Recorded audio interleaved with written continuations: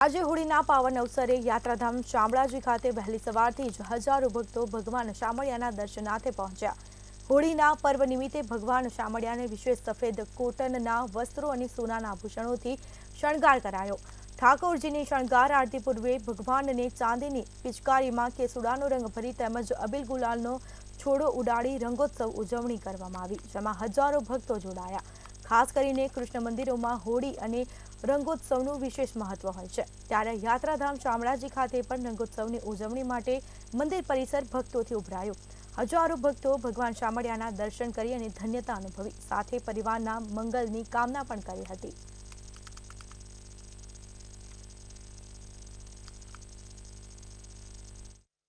શામળાજી વિષ્ણુ મંદિર ખાતે વહેલી સવારથી ભક્તોના ટોળા ઉમટ્યા છે।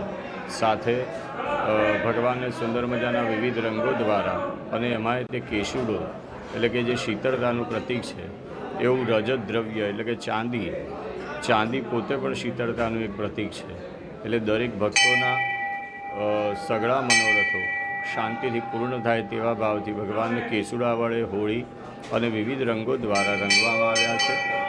અને આજના આ પાવન પ્રસંગે ભક્તોએ દર્શન કરી ધન્યતા અનુભવી છે। અને અહીંયા શામળાજીમાં બહુ જ સરસ દર્શન થયા।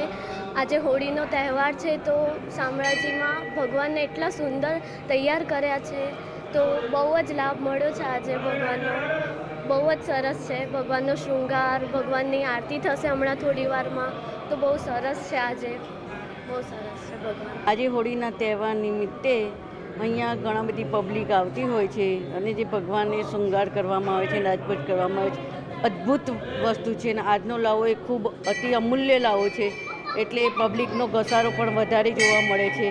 મંદિરની વ્યવસ્થા પણ સારી છે, ખૂબ અમૂલ્ય દર્શનનો કિંમતી લાવો આ મળે છે, એ ભગવાનનું ફળ છે।